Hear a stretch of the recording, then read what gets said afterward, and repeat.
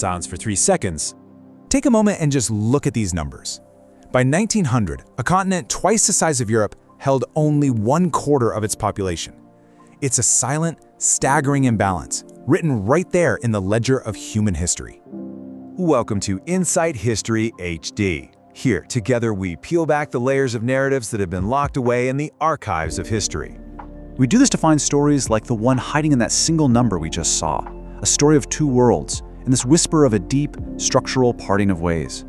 This is the story of the moment when the economic paths of two continents started to bend, slowly at first, and then, well, irrevocably. This phenomenon, it has a name. It's called the Great Divergence. And it's really the central question of modern economic history, isn't it? Why did one part of the world suddenly industrialize and accumulate this unprecedented wealth, while so many others did not? Now, the conventional answer is often a simple story of progress versus stagnation. But the real truth, it's far more complex. And it begins not in a factory, but in the soil and the very air of the African continent itself.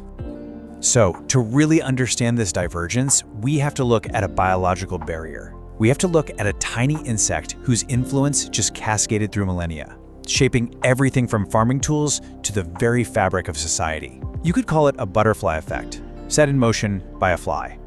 And this is so important to understand. As the research and the architecture of divergence makes crystal clear, Africa's path wasn't some kind of failure to develop. No, not at all. It was a sophisticated and, in fact, an entirely rational adaptation to a unique set of environmental challenges. It was an architecture built to withstand a profoundly different reality.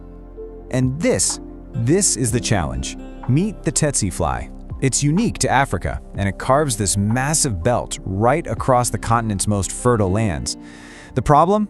It carries a parasite that is absolutely lethal to livestock, especially the cattle and horses that were the backbone of Eurasian agriculture.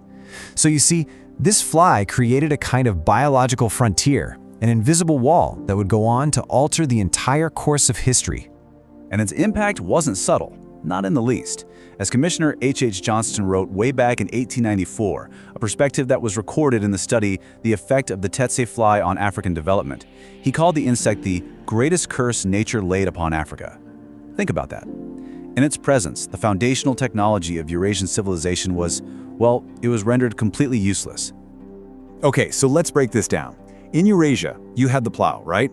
Pulled by a draft animal. This allowed for incredibly intensive farming, generating huge agricultural surpluses. And those surpluses, they could feed dense cities, they could feed standing armies. But inside the Tsetse belt, that entire system was simply impossible. African agriculture was forced to rely on the hoe, a tool of human power, not animal power. And again, this wasn't a technological lag, it was a necessary adaptation. And this single, fundamental technological divergence, it set in motion a completely different economic logic. An economy built not on the scarcity of land, but on the scarcity of people.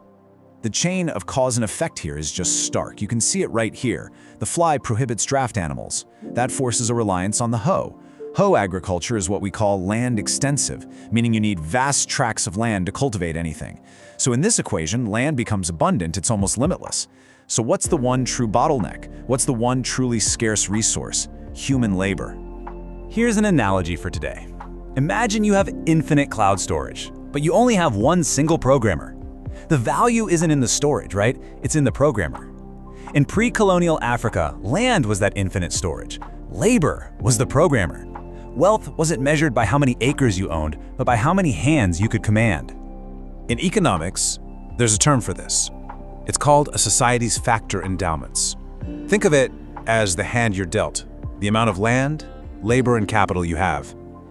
Europe's endowments, scarce land but abundant labor, pushed it toward private property, intensive farming, and feudalism. But Africa's endowments, abundant land but scarce labor, pushed it down a very different path, one that led to a dark, but from a purely economic standpoint, a logical conclusion. Because as the study African Economic Development and Colonial Legacies documents, when labor is your most valuable commodity and paying wages just isn't economically feasible, a market for people emerges. The study states it plainly. Hence, the labor markets of pre-colonial Africa mainly took the form of slave trading. Now, this wasn't a moral failing unique to one continent. It was the brutal economic logic of a world shaped by a fly. This whole reframing, it really forces us to reconsider everything, even our definitions of political and social success. What if the lack of large, centralized states wasn't a weakness at all? What if it was a strength? That is the provocative argument that's presented in Africa as a Success Story. It proposes that the lack of state building in Africa was intentional. By this measure, African political organization was a success. Think about it. In a world where land is abundant and labor is scarce, people could just walk away from oppressive rulers. So political structures had to remain decentralized. They had to be responsive to local needs just to survive. And this was not a world of stagnation. Far from it. Sources like the history of metallurgy in Africa document these incredibly sophisticated ironworking traditions that rivaled those anywhere else. We see robust internal trade networks flourishing and pre-colonial cities at population densities that were comparable to those in other parts of the ancient world. This was a civilization adapting and thriving completely on its own terms. But this entire architecture, forged by biology, geography, and adaptation, it didn't just disappear. Its shadow stretches across centuries, and it continues to shape the continent we see today. The factor endowments of the past, all that abundant land, the scarce labor, a high disease burden, they directly shaped the institutions of the present. The logic of decentralized power, of economies built on controlling people instead of land. This created legacies that colonialism would later exploit and then entrench. So you see, the Great Divergence, it wasn't a race that Africa lost. It was a journey down a different river. A river whose currents were dictated by these deep structures of geography and biology. And those currents, they continue to flow, shaping the economic and political realities we all grapple with today. We are not merely observers of history. We are participants in its long unfolding narrative. If this journey has offered you a new perspective, support our exploration by subscribing to Insight History HD. Thank you for listening, and I will see you in the next narrative.